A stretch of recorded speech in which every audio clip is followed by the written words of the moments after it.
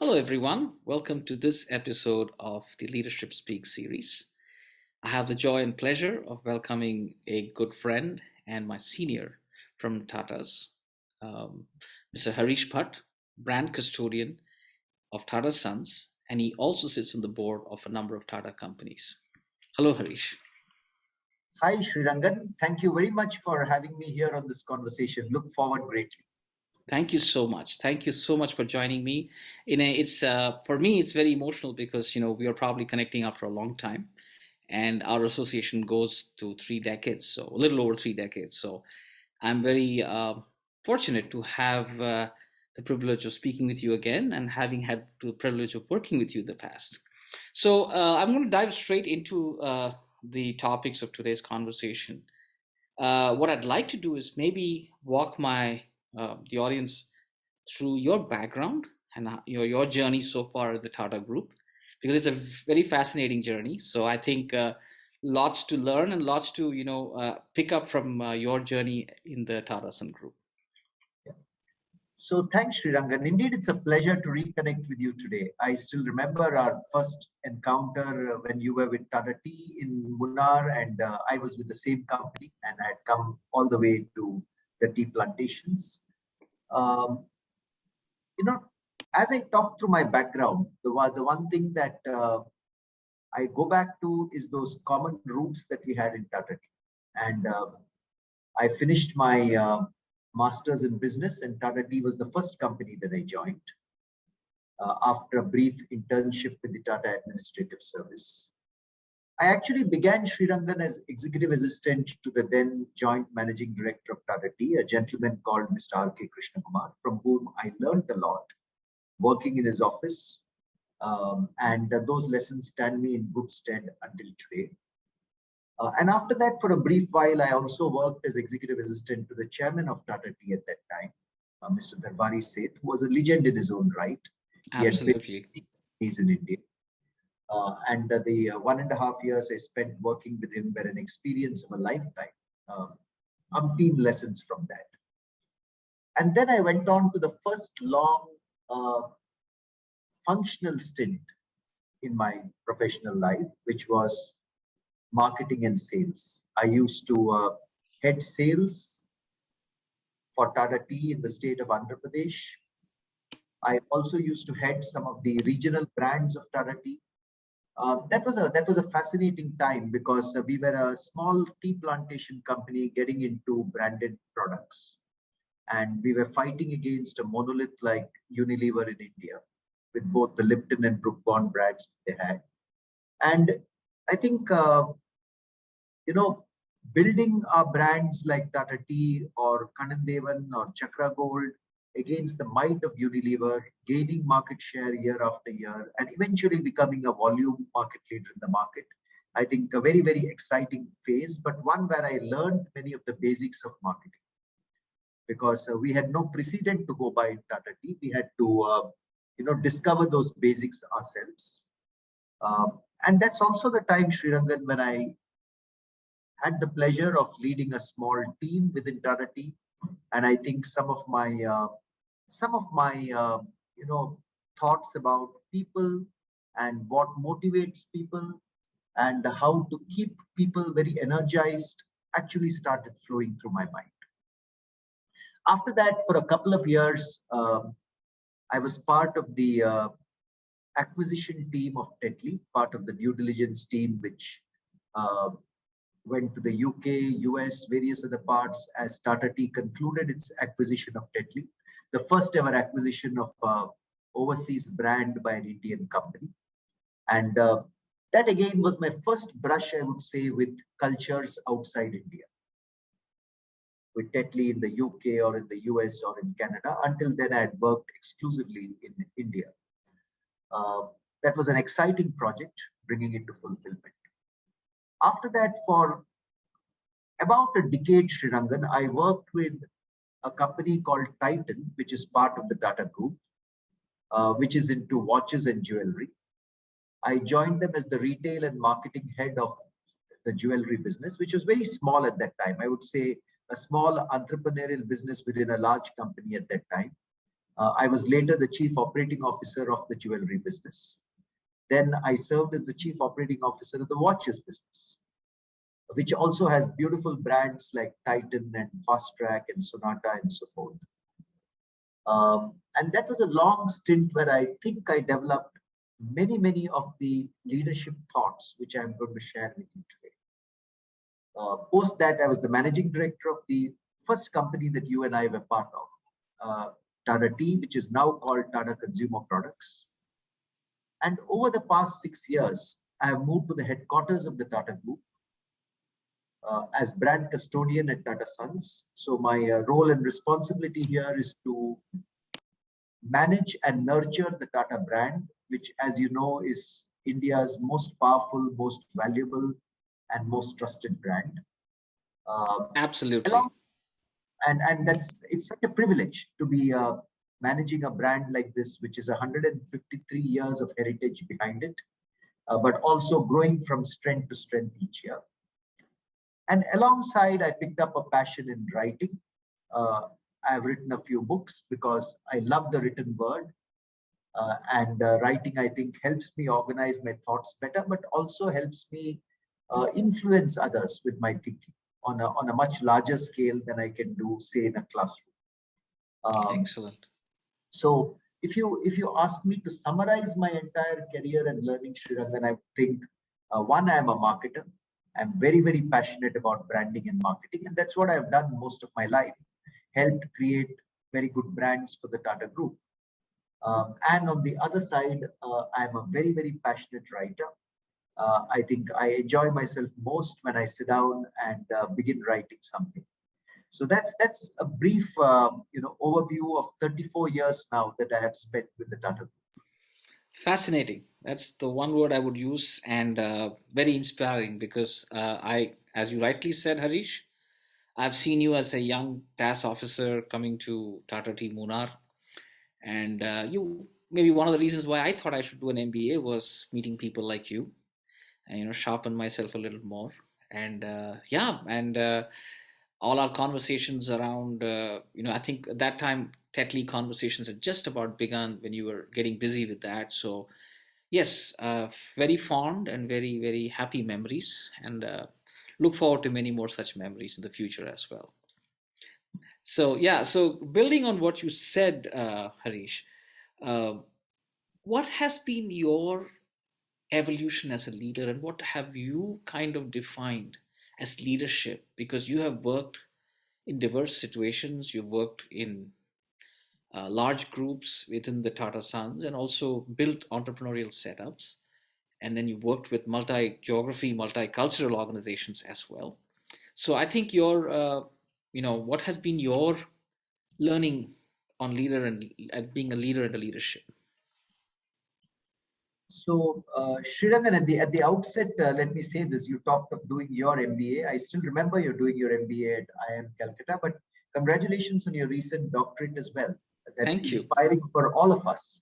Thank you That so much. Thank at you. this stage in your career, you decided to pursue a doctorate and successfully complete it. Uh, Looking back at leadership and what my learnings have been, Srirangan, I do believe that the first duty and the first calling of a leader is to set a clear direction for the people that he's working with. The people, that's very important, because unless a leader sets a clear sense of direction, there is likely to be misalignment within the team. There is likely to be some degree of, you know, shall I say, even confusion in the team, a lack of clarity. So a clear sense of direction always gives purpose to members of the team. That was true when I was managing a single brand like Chakra Gold or Gemini Tea. And that was true when I was chief operating officer of the watches business. And it was also true when I was managing director of Tata Consumer Products. So it doesn't matter at what stage you are in your leadership journey. I think setting a clear sense of direction is so important. Beautiful. Sometimes in management jargon, you call it vision. Sometimes you call it, the objectives or goals that you have to reach. But any number of people that you lead, and for yourself, where are you going? What direction are you heading in? is perhaps far more important than the velocity at which you move in that direction. Excellent. The second thing I think, Srirangan, as a leader, my own learning has been that leadership is all about people. People are the soul of an organization. And a leader's ability to connect with the people that he or she is working with, empathize with them, help them develop as professionals,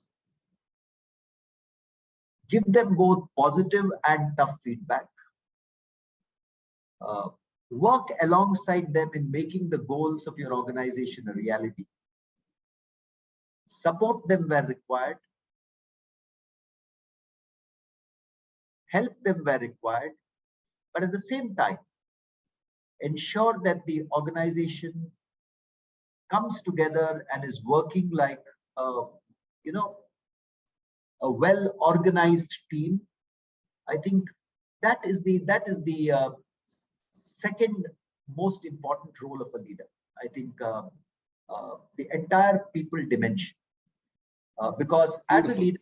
as a leader, you have to inspire and motivate people to do much more than they ever thought they were capable of. And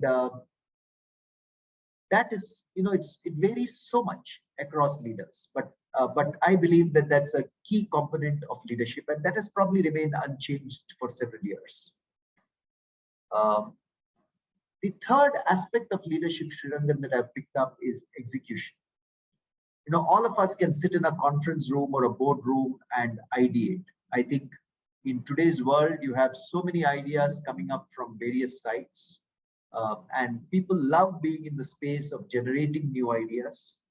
Uh, but I've realized as a leader that 90% of an organization's victory or an organization's success is because of flawless execution.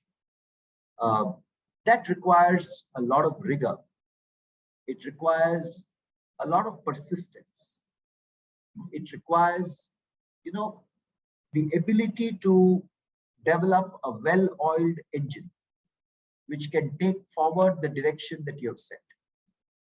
So once the direction has been set and once you have a motivated team of people, then I think the leader's third key characteristic, and I've experienced this myself through my career, is to actually establish that execution engine. That is very, very critical in an organization, and most organizations either fail or succeed because of excellence in execution.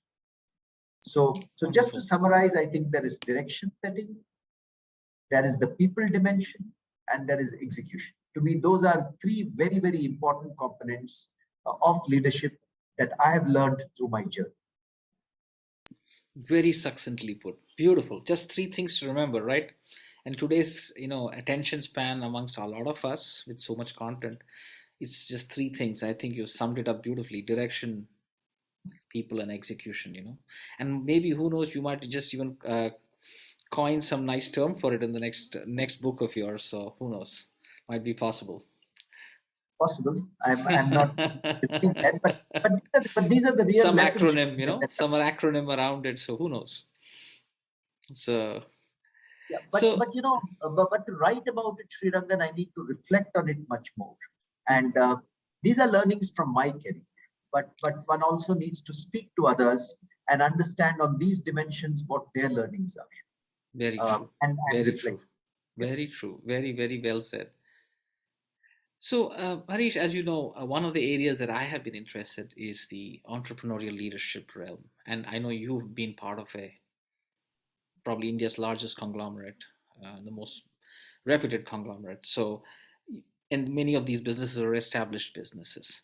But I'm sure that in some of your experiences where you led the Tetley initiative, or you mentioned that you had a very entrepreneurial stint also with Tata Tea when you were building a new team of your own. Uh, I am, seeking your thoughts on what has been your experience when you had to build a team within teams or an organization within an organization. How Did you have to change your style? What were the new things you tried, and how entrepreneurial could you get in an ecosystem like the Tatas? So that's an interesting question, Shrirangan, because while the Tata Group is a large conglomerate, it is true that there are entrepreneurial ventures which are blossoming within the Tata Group all the time. I can talk about Tata Tea or Tetley, but let me for a few minutes talk about an entrepreneurial journey that I'm very proud of and which taught me several lessons. Which is when we were building the jewelry business within Titan.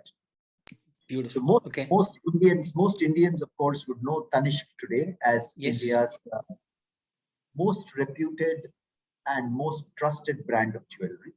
Hmm. It is a very large brand today, but at the time when I joined Tanishq in 2000, 2001, it was still a very small business. And we were a very small team within a very large company, which itself was part of a very large conglomerate. Um, the business had been making losses for a few years until then. I was the retailing and marketing head of the business. A gentleman called Jacob Kurian was the chief operating officer of the business. Um, and during that stint, there were a few things that I learned about being an entrepreneurial business. First, I think is the power of belief. When you start a business, you've not figured out everything that you need to do to reach a state of success or to reach a state of profitable growth in the future. Uh, but you need to have belief in the end point. We had great belief in the size and scale of the Indian market for jewelry and the fact that a Tata brand like Tanishq could make a real difference by introducing transparency into the market, by introducing contemporary designs into the market, and appealing to the young modern Indian woman. So I think early stage entrepreneurial ventures, the power of belief is exceedingly important. I still remember our theme in those years was I believe. And we used to get our franchisees together, our team together around the I believe. I still recall some of the videos we made at that time, some of the business associate meets, which were all trying to bolster that belief in people's minds till we reached a certain end state, um, which all of us thought we could build on. Excellent. Uh, the second thing I would say, Srirangan, is in an entrepreneurial journey, because you have not figured out all the steps yet to reach your goal, it is important to experiment. It is important to experiment, and some of those experiments are going to fail, some of those experiments are going to succeed beyond your wildest dreams. So when we were in Tanishq as an entrepreneurial business, we must have experimented with about 20 different things. Um, you Wow. know, exchange programs, marketing campaigns, assortments within the retail store, visual merchandising, uh, what kind of diamonds, what kind of studded jewelry to move forward with. We experimented with the leasing of gold. I can, looking back at those years, I think there were so many experiments we ran, many of which have been successful, but I must confess, not all of them. Okay. So I think entrepreneurs, once they have that belief and a goal in mind, constant experimentation till you find what is really working for the business is very important. That's the second thing I'd like to say. The third thing, Shrirangan, is an entrepreneurial team or an entrepreneurial organization is really a very close knit team. You start as a very small team before you grow to becoming a huge organization. And it is important for that team to be very, very closely knit. It is important for the team to be, because at that stage in the business, there are very intense discussions. There are, I think, huge debates that we used to have on whether something is right or not. We often used to lose our temper at each other in deciding what we want to Okay. do for a Diwali campaign or for an Akshay Tritiya campaign and so forth. And it is important in that kind of a, not necessarily a pressure cooker environment, but in that kind of an intense environment, for the team to be very closely knit. and have very high levels of trust with each other. And also for the team to have complementary skills, so that each one, you know, bats at their best in on the skill that he or she is very good at. And for a small entrepreneurial organization, I think everyone has to be willing to do everything. There's no question of, I'm the marketing head or I'm the sales head or I'm the finance head. I think we would do anything in the organization if it required it at that point in time, because structures were still settling in. Is the third point I'd like to make. The fourth is, it's very, very important, I think, in an entrepreneurial organization, particularly in the early years, to celebrate every small success, because large successes may still be a few years away. And you don't know when those large successes are going to come. They will come. But in the meanwhile, celebrating those small successes so that the organization, everyone in the organization knows that we are moving forward in a steady way towards our goal is also, I think, very critical. Those are some lessons that I picked up from Tanishq, which was a very, very entrepreneurial organization within a very large company. And I think, some of these things worked really well for us and helped us craft Tanishq into a very desirable brand. And that was great. In fact, I resonate with some of the things you mentioned, as I am on my entrepreneurial journey myself, having the belief that you can do it, or I think I'm on the right path. That's very important. And then having a team, absolutely. Having a very tight team is very important, because that also, engenders good communication, honest, transparent communication, because everything else is then, predicated on that, basically. Because if you have a tight and well knit team, I think the belief is also, I think it feeds off each other. Then the belief also grows that maybe we can do it as a team. I fully agree with what you said. Very, very beautifully put, Harish. Thank you for that. My next question is going to be a little off track. My question will be, what have been your challenges? What have been your learnings or challenges in the 3+ decades of experience as a leader? That's not an off-track question, Sriram. I think it's a question with which every manager and every leader should reflect on, because out of these challenges come your opportunities for the future. So as I reflect back, I think one set of challenges have been in the marketplace. That is the challenge of ensuring that you have genuinely good insight into what your consumer wants and keeping in touch with what your consumer needs. But there is also the challenge in the marketplace of facing up to and facing up to and going beyond competition. Clearly, competition is in virtually every field today is a huge challenge, and I think the ability to move forward in a smart manner, in a manner where you can outmaneuver your competition, yet keeping in mind consumer insights at the core of what you're doing, so that the consumer guides what you're doing, but your tactics and some of the things you do in the marketplace are also guided by the need to be smarter than competition.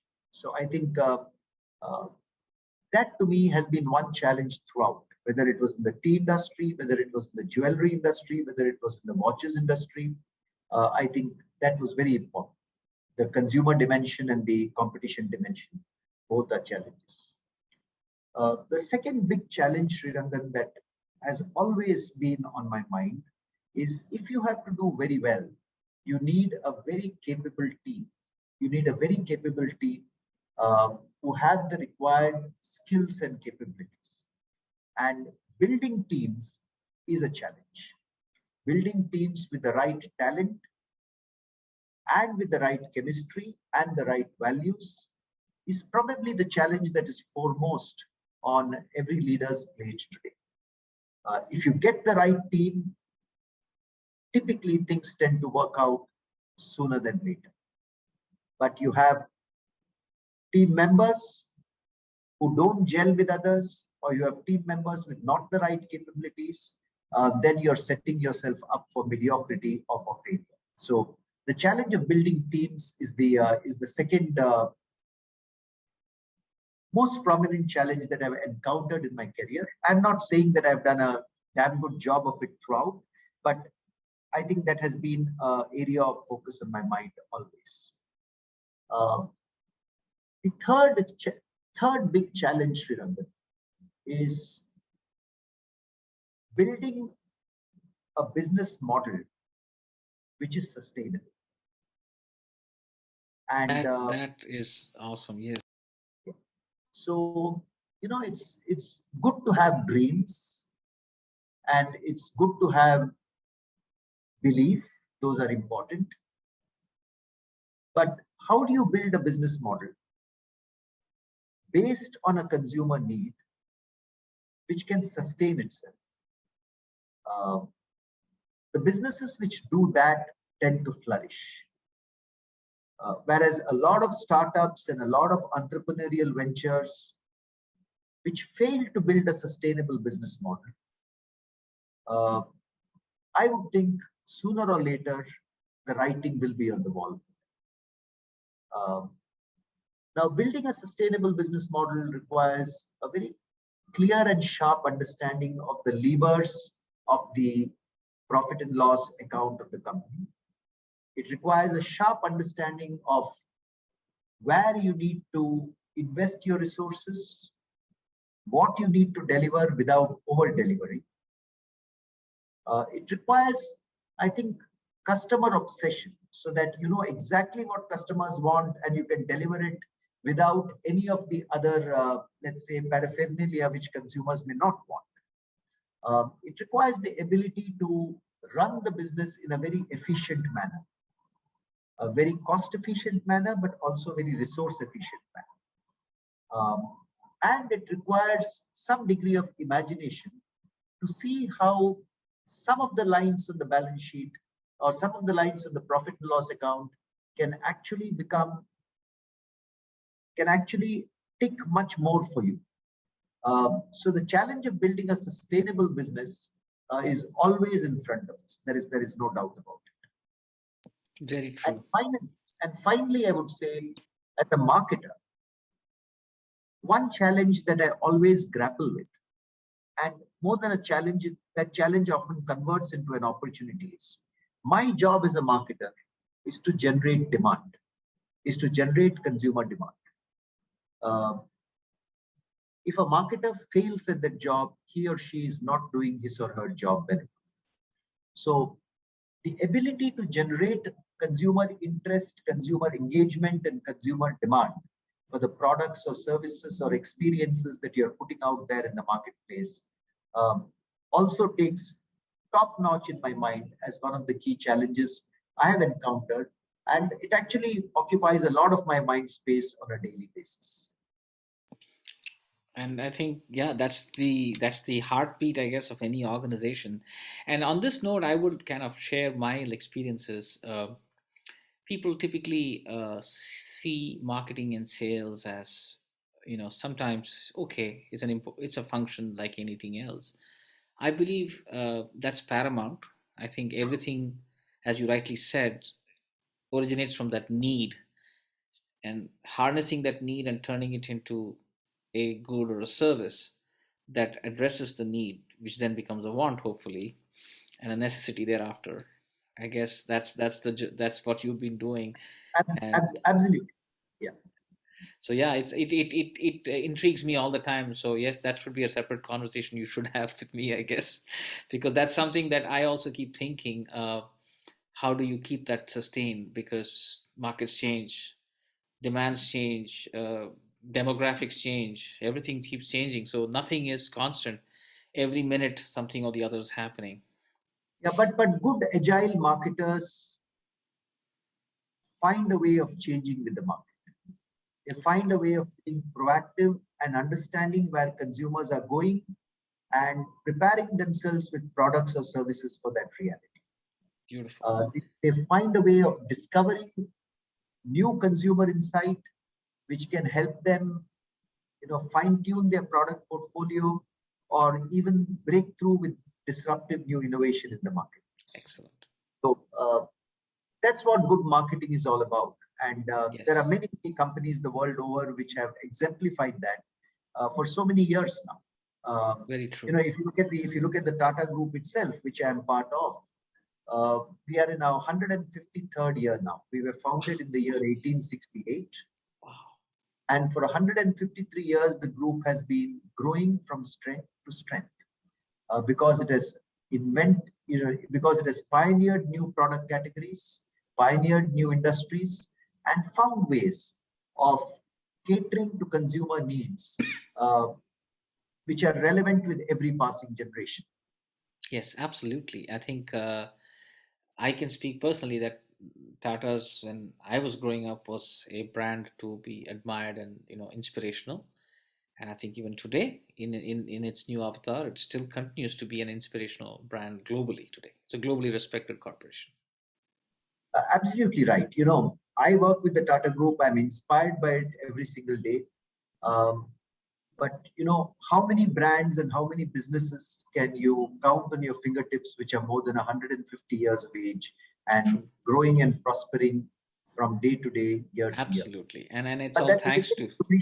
Yeah, I can. It's thanks to people like you, Harish. It's thanks to I think tireless people like But you I who think keep. I think it's thanks to the extraordinary leadership that the Tata Group has had, Yes. and the wonderful team that the Tata Group has always been able to nurture in its midst, flowing, of course, from the vision that our founder Jamshedji Tata had at the time when he established our group in the 1800s. Yes, very true. And I think that has been consistent. I think that kind of goes back to the first point you made about vision. Why do we really need to do what we do, or belief, and having the direction the organization should be? Anything that you have in that realm should check those boxes, I guess. Yeah, and one of the things which has fascinated me is typically when someone founds an organization, when there's an entrepreneur who gives birth to an organization, he or she does it with a fairly clear vision in mind, what they want to do. But I think the ability to permeate that founder's vision across the organization, not just in the first 1 or 2 years, but for generation after generation, is what makes for very, very sustainable businesses. Excellent. This is, I like you said, this is another discussion I want to block your calendar for, and hopefully you'll have the time to do it. And I would love my audiences to hear your thoughts on marketing and strategies. Uh, One last question I have for our conversation today, Harish, is I know you shared quite a few nuggets already during our conversation, but in your succinct way, if you want to share your advice to young leaders, young entrepreneurs, what would it be? So, firstly, Shrirangan, I should not be presumptuous in saying that I can, give very sound advice. So, but having said that, based on my experience of everything that I have said, for young managers and young entrepreneurs, I would go back to my point about having belief. Have belief in what you're trying to pursue. Excellent. And belief in yourself. I think that's fundamental. Belief sits at the root of everything that we do, and it gives us purpose in what we do. So have that belief very, very strongly. The second thing I've realized, Srirangan, is there are no shortcuts. Success is a result of working hard and smart. And that combination of hard work and smart work is an essential building block for success. And the third thing that I would say is be resilient. There will be successes and failures along the way. I don't think you can come across a single business leader whose path has only been strewn with successes. So be resilient, celebrate your successes, but be ready to bounce back from your failures and put them behind you. So those are probably three things I would say. Have belief, be resilient, And like I said, uh, No have shortcuts. yeah, yeah, have the ability to work hard and smart, and not just work hard. Um, those are three things that I think young managers, young entrepreneurs would probably benefit by keeping in mind. No, that was very, yes, absolutely very insightful, and I'm sure my audiences would enjoy this talk. And I can't thank you enough for finding the time and speaking with me. Personally, it's a pleasure to talk with you again. So I know that I can walk off the reservation and I can take up a lot more of your time, but I think I should keep in mind your time schedule. So thank you so much, Harish. Thank you for your time. And I sincerely hope we can get you back again sometime soon on another topic and have your thoughts, share your thoughts with us. Thank you for everything and wish you many, many more successes at the Tata Sons and wish you many more accolades and glory in the times to come. Thank you, Shurangan. It's been such a pleasure speaking with you. And thank you for those very thoughtful questions. I hope some of my responses